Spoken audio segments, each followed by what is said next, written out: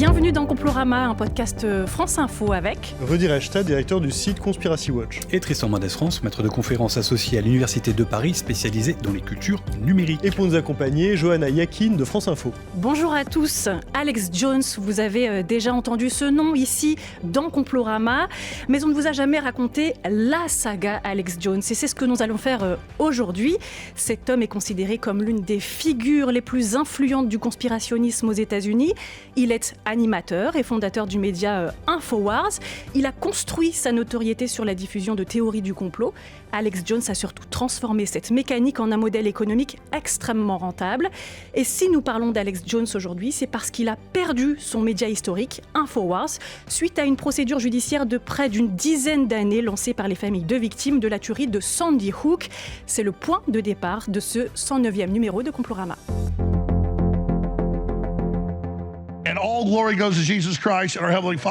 Et toute la gloire revient à Jésus-Christ et à notre Saint-Père. C'est ce qui nous pousse à nous engager auprès de Dieu dans ce combat sacré. Et nous sommes déterminés. Et si Dieu est avec nous, qui peut être contre nous ? What a crew. The hell we've been through has only made us stronger. Let me ask you, would you have any other way? No! Are you not stronger now in this fight? Alors cette voix que l'on vient d'entendre, c'est donc celle d'Alex Jones. Il trinque avec toute son équipe pour sa dernière émission sur Infowars le 30 avril dernier.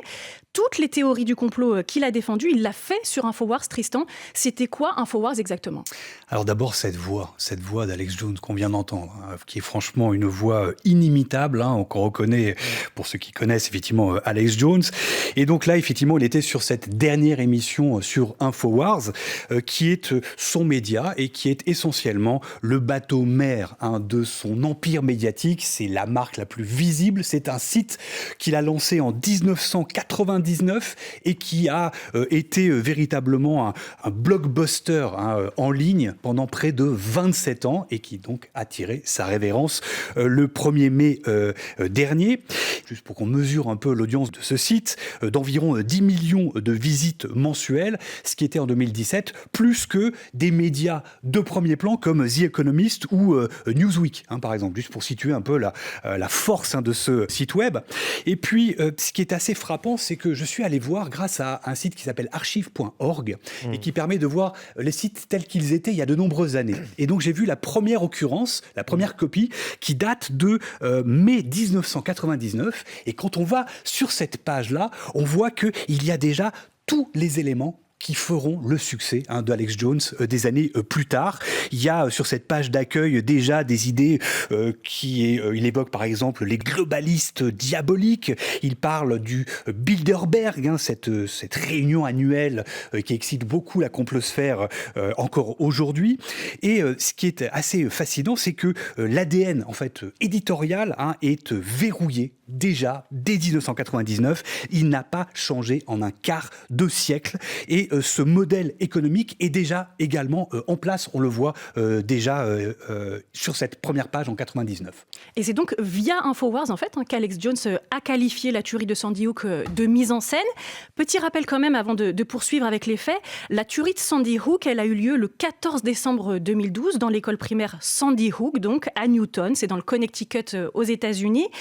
À l'époque, un homme de 20 ans assassine en quelques minutes 20 enfants âgés de 6 à 7 ans et 6 membres du personnel de cette école avant de se suicider, en fait, donc juste avant l'arrivée de la police. Et Alex Jones donc, va très rapidement contester les faits. Écoutez. Sandy Hook, it's got inside job written all over. Sandy Hook, ça a tout d'un coup monté. Sandy Hook est une mise en scène complètement bidon avec des acteurs. À mon avis, c'est une supercherie. On sent instinctivement qu'il y a beaucoup de manipulation. Mais il m'a fallu environ 1 an pour réaliser que tout était faux. Je veux dire, même moi, j'avais du mal à y croire. Je savais qu'ils s'étaient jetés dessus, qu'ils avaient exploité la crise, qu'ils en avaient fait tout un plat. Mais après avoir fait des recherches approfondies, mon Dieu, mais ça ne s'est tout simplement pas produit. It just pretty much didn't happen. Voilà, c'était donc une petite compilation des propos d'Alex Jones sur la tuerie, Rudy. Oui, vraiment dans les heures qui suivent la tuerie, donc il faut imaginer que c'est un traumatisme national. la tuerie de l'école Sandy Hook, Alex Jones explique que c'est en anglais staged, c'est-à-dire mise en scène. Il va parler très rapidement de crisis actors. Pourquoi ? Parce que notamment l'un des pères d'une des victimes, on va le voir à l'image, à un moment avant de prendre la parole, de manière très très émue, quelques secondes auparavant, on le voit esquisser un sourire, mais voilà, et ça suffit, ça, comme preuve pour les complotistes et ceux qui suivent Alex Jones, pour imaginer qu'en fait, c'est un acteur, un comédien, et qu'il n'a jamais perdu d'enfants, voire que ses enfants ou n'ont jamais existé, ou ne sont pas morts. Donc, il faut bien comprendre la logique qui est à l'œuvre. Pour Alex Jones et ses partisans, on a un grand complot gouvernemental d'Obama, en réalité, puisque c'était lui le président à l'époque, pour désarmer les Américains, le tout avec la complicité des médias et notamment de CNN. Voilà, c'est dit comme ça. Sauf que ces familles, donc, elles se laissent pas faire quand même, et elles décident de porter plainte, Tristan. Oui, et il y a plusieurs procédures, c'est assez compliqué, il y a plusieurs procédures, notamment civiles, il y en a 2 au Texas et une dans le Connecticut, et c'est notamment cette dernière action civile qui est la plus spectaculaire. C'est d'ailleurs tout le génie des avocats des familles dans ce volet-là spécifique judiciaire, de s'être non seulement attaqué à la diffamation, mais aussi sur une loi du Connecticut sur les pratiques commerciales déloyales, avec comme argument que Alex Jones n'a pas seulement menti, il a transformé ces mensonges, les mensonges sur Sandy Hook, en machine à vendre des compléments alimentaires. C'est là-dessus qu'il est essentiellement attaqué.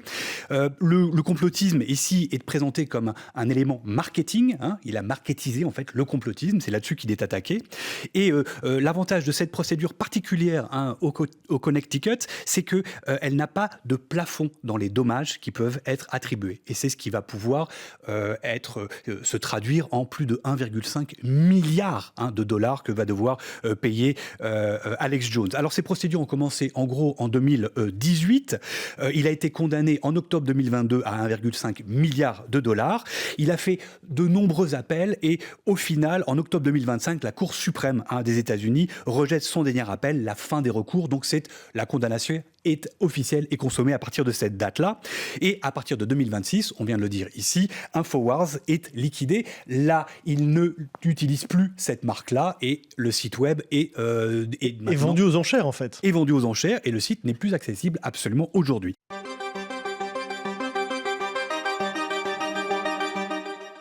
Alors, on vient de présenter Alex Jones avec son site InfoWars qui vend des théories du complot, mais pas que.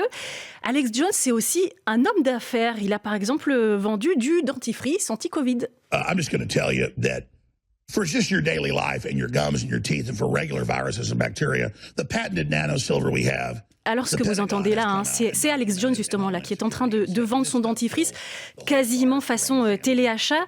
Un dentifrice bon pour vos gencives et vos dents, nous dit-il, et efficace contre tous les virus à coup sûr. Alex Jones affirme même que son dentifrice est utilisé et soutenu par le Pentagone, Tristan. Oui, c'est assez déroutant toujours d'entendre Alex Jones faire ses publicités les plus improbables, sur des produits les plus improbables. Mais évidemment, tout le génie évidemment d'Alex Jones, c'est d'avoir compris une chose assez simple, c'est que son émission en elle-même est une publicité. Son émission est une publicité. Le complotisme, c'est ce qui permet de hameçonner, l'audience pour les aiguiller et les ramener sur son magasin, parce que son site, il y a un store en ligne qui est vraiment le cœur nucléaire de son système, c'est ce qui lui rapporte de l'argent. Donc il va essayer de convertir cette attention, tout simplement, en achat. Et pour ça, il va évidemment profiter de différents ressorts et de différents argumentaires, quasiment marketing, et des ressorts de défiance spécifiques. Par exemple, il va attaquer ce qu'il appelle le Big Pharma, donc là, il va attaquer le système de santé, qu'il considère comme étant piloté par les globalistes planétaires, mais tout ça pour dénigrer la médecine traditionnelle et vendre des produits, des pilules, des gélules alternatives, si on veut. Il va aussi attaquer le système financier en dénonçant les banksters et encore une fois de ces élites qui nous captent cet argent pour vendre à la fois de l'or et pourquoi pas de la crypto. Il va aussi dénoncer les États, l'emprise dictatoriale de l'État, le système pour vendre du matériel survivaliste. Bref, il s'est transformé en téléachat, mais un téléachat complotiste avec une économie de la défiance où chaque théorie complotiste, en fait, est un produit d'appel vers une gamme de contenus, de produits spécifiques. Oui, alors ce business d'Alex Jones, il rapporte, Rudy. Oui, il rapporte. Alors lui, il aime se présenter comme un révolutionnaire, comme un lanceur d'alerte, mais c'est surtout un homme d'affaires, Alex Jones, qui se sert de son antenne, tu l'as dit, pour vendre des compléments alimentaires. Pour avoir une idée, sur 10 $, de budget de InfoWars, il y a 7 $ qui proviennent de la vente de compléments alimentaires. Voilà. Donc c'est plus que les abonnements, plus que tout. Tu l'as dit, c'est environ 10 millions de visites mensuelles à la belle époque, InfoWars. Ça a rendu Alex Jones multimillionnaire, quand même, cette histoire. On estime qu'entre 2015 et 2018, son chiffre d'affaires annuel, c'est 165 millions de $. Il lèverait jusqu'à 800 000 $ par jour en 2018, d'après un économiste qui a témoigné au moment du procès Sandy Hook. On parle de 64 millions de $ de vente de compléments, d'équipements survivalistes et de produits dérivés. Donc voilà, c'est, tu l'as dit, une machine à cash. C'est beaucoup de chiffres, hein, Alex Jones. C'est beaucoup de chiffres, mais en fait, c'est aussi un idéologue. C'est-à-dire que l'argent, c'est le nerf de la guerre. Il le conçoit comme ça, donc il ne sépare pas l'activité commerciale de l'activité politico-idéologique.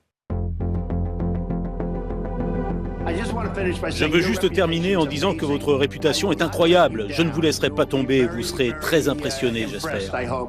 Et je pense que nous discuterons beaucoup, mais vous me regarderez dans 1 an ou 2. Laissez-moi un peu de temps pour faire des choses. Mais vous direz, waouh, je me souviens de cette interview, il disait qu'il le ferait, et il a fait un super boulot. Eh bien, je suis impressionné. Je veux dire, vous nous dites que vous êtes totalement engagé. Vous savez qu'il n'y a pas d'avenir si on ne reprend pas ce pays en main. Donald Trump, j'espère que vous allez aider à redresser l'Amérique. Merci beaucoup, monsieur. Donald Trump qui répond à une interview d'Alex Jones, justement sur InfoWars, ce fameux média dont on vient de parler. C'est un extrait qui remonte en fait à décembre 2015. À ce moment-là, ça fait déjà 3 ans qu'Alex Jones dit que la tuerie de Sandy Hook n'a pas eu lieu. Et pourtant, ça n'effraie pas Trump, Tristan. Oui, bien au contraire. Il est venu chercher chez Alex Jones une audience. Il cherche à capter une audience qui est assez radicale. Il est une star déjà en ligne. Et c'est ce que Trump vient chercher un peu en amont de son élection. Il est, je crois, à un moment où il est candidat à la primaire républicaine à ce moment-là. À la primaire républicaine, et donc c'est à ce moment-là, évidemment, qu'il cherche à capitaliser le maximum d'audience en ligne. Et c'est vrai que la logique naturelle voudrait que toute personne s'éloigne d'un Alex Jones, surtout 3 ans après Sandy Hook. C'est de la kryptonite, cet individu. Il est extrémiste, il est radical, il tient des propos qui sont absolument orduriers sur, effectivement, les familles de Sandy Hook. Ben non, pas du tout. Le côté sulfureux, extrême, ne dérange absolument pas Trump, qui va au contraire essayer de l'amadouer. On l'entend, on l'a entendu ici à l'antenne. Votre réputation is amazing, c'est génial. Il dit je ne vous laisserai pas tomber. Bref, ils sont vraiment en fusion totale à ce moment-là. Et il se trouve que une fois que Trump sera élu, évidemment, ce sera un moment absolument extraordinaire pour Alex Jones, qui va bénéficier du premier mandat de Trump pour s'installer dans le champ à la fois médiatique, mais j'allais dire aussi politique. Et il faut aussi se rappeler que lors des émeutes du 6 janvier 2021, Alex Jones est présent, il est là, il a même soutenu financièrement le rassemblement du meeting de Trump le 6 janvier, et on le verra d'ailleurs dans certaines vidéos avec un mégaphone en main en train d'haranguer les foules juste avant les émeutes du 6 janvier. Mais alors, pour comprendre quand même le personnage d'Alex Jones, peut-être qu'il faut quand même un petit peu revenir sur son passé. On sait quoi exactement de lui, Rudy ? C'est un Texan, Alex Jones, il est né en 1974 et c'est quelqu'un dont on sait qu'il a trouvé dans la bibliothèque paternelle un livre qui est un peu la Bible du conspirationnisme d'extrême droite américain, qui est un livre de Gary Allen, qui s'appelle None Dare Call It Conspiracy, un ouvrage qui véhicule une vision du monde dans laquelle on a une élite financière mondiale soutenue par des banquiers juifs et des dirigeants communistes qui réduisent les travailleurs en esclavage par l'impôt, par la dette, par les institutions comme la Fed, tout en les manipulant par les médias de masse. Mais surtout, il y a une affaire qui va le marquer à vie. Il a 18 ans, c'est en 92. C'est l'affaire de Ruby Ridge, où on a un Américain, Randy Weaver, qui voit sa maison être assiégée par les forces de l'ordre fédérales. Sa femme se fait tuer. Donc c'est vraiment une bavure de l'État fédéral. Donc ça va devenir une sorte de martyr de cette cause-là. On sait que ça va être son héros pendant des années, Alex Jones, Randy Weaver. Et 1 an plus tard, tard, même pas un an plus tard, on a le siège de Waco, c'est-à-dire la secte des Davidiens, qui se termine par un suicide collectif en réalité, mais dont les conspirationnistes vont expliquer qu'en fait, c'est l'État fédéral, c'est le FBI qui a massacré tout le monde. Et 2 ans après cela, c'est important, pour la date anniversaire du drame de Waco, on a le pire attentat terroriste intérieur commis sur le sol américain, c'est-à-dire l'attentat d'Oklahoma City. On est en 95, on a 2 militants d'extrême droite, néo-nazis, qui assassinent des dizaines de personnes avec une explosion. Et c'est Timothy McVeigh notamment, c'est un nom très très connu. Et Alex Jones, là aussi, nous explique que c'est un false flag, donc un faux drapeau, et il parle de démolition contrôlée. Ce qui est très intéressant parce que c'est un thème, la démolition contrôlée, qu'on va voir ressurgir quelques années plus tard à l'occasion des théories du complot sur le 11 septembre, où les complotistes ont parlé d'une démolition contrôlée des tours jumelles du World Trade Center. Et sans qu'on puisse en être étonné, Alex Jones, c'est l'une des principales voix du révisionnisme sur le 11 septembre. C'est une figure de premier plan de ce qu'on appelle le 9/11 Truth Movement, le mouvement pour la vérité sur le 11 septembre. Son nom est même cité au générique du grand blockbuster conspirationniste Loose Change, puisqu'il est producteur délégué, Alex Jones, de Loose Change. Et alors, Tristan, on a un peu parlé tout à l'heure, mais quand on entend Alex Jones, et on a beaucoup regardé tous les trois beaucoup de vidéos sur ce personnage pour préparer ce Complorama, on remarque qu'il a une assurance et un aplomb qui sont assez terribles. Tout ça au nom de la liberté d'expression, Rudy ? Oui, la liberté d'expression, c'est vraiment l'alibi du pire. C'est-à-dire que sa ligne de défense, Alex Jones, ça veut dire qu'il est persécuté par le système, qu'on lui fait un procès qui est en fait une chasse aux sorcières, que son affaire dépasse évidemment sa seule personne et qu'en réalité on veut tuer la liberté, non seulement celle de porter des armes, mais de s'exprimer ouvertement, et ce qui constitue quand même le 2e et le 1er amendement de la Constitution américaine, au point que, par exemple, sa société éditrice, qui édite Infowars, elle s'appelle Free Speech System. Free speech, c'est-à-dire la liberté d'expression. Et on sait qu'après sa déplatformisation, il va y avoir cet épisode-là, il va aller sur une plateforme de vidéo en ligne qui s'appelle Banned, désolé pour l'accent, mais c'est qui veut dire banni, j'ai été banni, voilà. Parce que vous le disiez, oui, malgré cette liberté d'expression, vient quand même pour lui un moment le temps où il est éjecté des plateformes, en tout cas de certaines plateformes. Oui, c'est autour de 2018, après de nombreuses sorties avec des contenus haineux, des menaces publiques qu'il avait proférées notamment contre Mueller à l'époque, contre des personnalités de premier plan aux États-Unis. Eh bien, de nombreuses plateformes vont commencer à se saisir du sujet Alex Jones, et on va avoir en août 2018 le site Apple, parce qu'il y a des applications là-bas, Facebook, YouTube, Spotify et plein d'autres plateformes qui vont commencer à le suspendre, simplement parce qu'il a des propos qui sont extrêmes et qui sont perçus comme étant au-delà de ce qui est acceptable sur ces différentes plateformes. Il se maintiendra sur Twitter jusqu'en septembre 2018, mais même Twitter le fera sauter à partir de cette date-là. Et il ne disparaît évidemment pas. Rudy le disait à l'instant. Il a d'abord son site infowars.com qui garde une audience absolument spectaculaire. Il va aller sur Telegram, sur d'autres plateformes plus confidentielles mais qui sont déjà présentes. Il va utiliser un site qui s'appelle banned.video. Il va aller sur Rumble. Bref, il va trouver un écosystème alternatif pour maintenir la flamme de l'audience. Et surtout, il y a un moment évidemment de bascule majeure qui est le 10 décembre 2023. Lorsque Elon Musk décide enfin de le réintégrer sur X après un sondage un plébiscite une sorte de plébiscite que Elon Musk fait en ligne sur X. Il dit votez, est-ce que vous voulez qu'on réintègre ou pas Alex Jones? 70% des personnes répondent oui et Elon Musk répond Vox Populi Vox Dei et le réintègre. Et c'est évidemment le moment charnière pour lui, c'est la renaissance. Il passe de quelques 800 000 abonnés en quelques jours à 1 700 000, donc il double presque son audience en quelques jours, et il en atteint aujourd'hui 4,5 millions sur son nom propre, sur son compte personnel Twitter propre, et c'est cette bouée d'oxygène à la fois politique et structurelle, ce site-là, qui va lui permettre de survivre encore jusqu'à aujourd'hui. Et aujourd'hui, c'est quoi son empreinte politique à Alex Jones ? Alors aujourd'hui, il est totalement normalisé auprès de deux figures politiques aux États-Unis qui sont plutôt à l'extrême droite de Trump. C'est toute cette extrême droite qui est en sécession de la Trumposphère aujourd'hui. Il y a une fracture au sein de la base MAGA. Et dans cette fracture, il y a un clan qui regroupe des personnalités comme l'ancien animateur Tucker Carlson ou Marjorie Taylor Greene, l'ancienne congressiste, et qui se retrouve sur une rupture avec Trump sur la guerre en Iran et sur le dossier Epstein.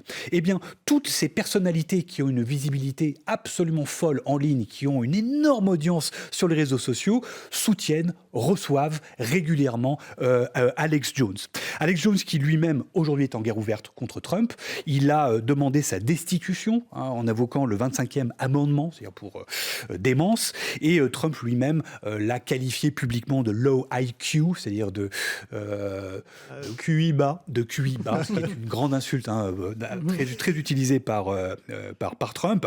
Donc ils sont en guerre ouverte, mais ce qui est assez surprenant, ce qui est un peu le paradoxe, c'est que malgré cette guerre ouverte avec Trump, Alex Jones n'a jamais eu autant de visibilité et de viralité qu'aujourd'hui. Eh bien, c'était la saga Alex Jones. Alors, que faut-il en retenir ? Quelle est votre conclusion, Tristan ? La conclusion, c'est que on aurait dû avoir un Alex Jones qui disparaît des radars avec cette condamnation à 1,5 milliard de dollars. Or, ça n'est pas le cas aujourd'hui. Il est encore actif et je crois qu'il a bénéficié vraiment de deux choses essentielles. D'abord, d'un Trump 2.0, c'est-à-dire le deuxième mandat de Trump, qui a été vraiment son écosystème de déploiement, notamment politique. Il a trouvé sa place vraiment dans l'écosystème politique américain. Et le deuxième, c'est un écosystème numérique, c'est-à-dire Elon Musk, qui lui a offert une plateforme complètement dérégulée, avec plus de modération, et qui lui a permis de gagner un nombre faramineux d'abonnements et d'abonnés. Il peut vivre aujourd'hui au-delà de ses contraintes et de la perte de son Infowars. La seule question qu'on peut se poser, c'est de savoir, est-ce quid d'Alex Jones après Donald Trump ? Est-ce qu'il va survivre ? Une conclusion, Rudy ? Oui, moi, c'est une trajectoire biographique singulière qui, je crois, nous rappelle qu'il n'y a pas de lien entre un mérite personnel et un destin extraordinaire. Alex Jones, il aura influencé des dizaines, peut-être des centaines de millions de personnes. Son influence sur la société, elle est probablement plus forte que celle de beaucoup de prix Nobel, au point que Steve Bannon, par exemple, qui à côté de Jones est un grand intellectuel, dit de Jones qu'il est le plus grand penseur politique américain. Il a dit ça. Et ça me fait penser à ce qu'écrivait un historien qui a travaillé sur notamment l'histoire des protocoles des sages de Sion, Norman Cohn. Et je voudrais vous lire un petit extrait de Norman Cohn. Il dit « On ferait une grande erreur en supposant que seuls comptent les auteurs que les hommes cultivés et équilibrés peuvent prendre au sérieux. Il existe un monde souterrain dans lequel les délires pathologiques déguisés en idées servent à des escrocs et à des fanatiques semi-lettrés pour exciter les masses ignorantes et superstitieuses. » Je crois qu'on est vraiment dans cette situation. Merci beaucoup, Rudy Reichstadt. Merci beaucoup, Tristan Mendès-France. Et merci à l'équipe du jour, évidemment, au son Nicolas Cazot et à la vidéo Cyril Balta et Floriane Bercani. C'était le 109e numéro de Complorama.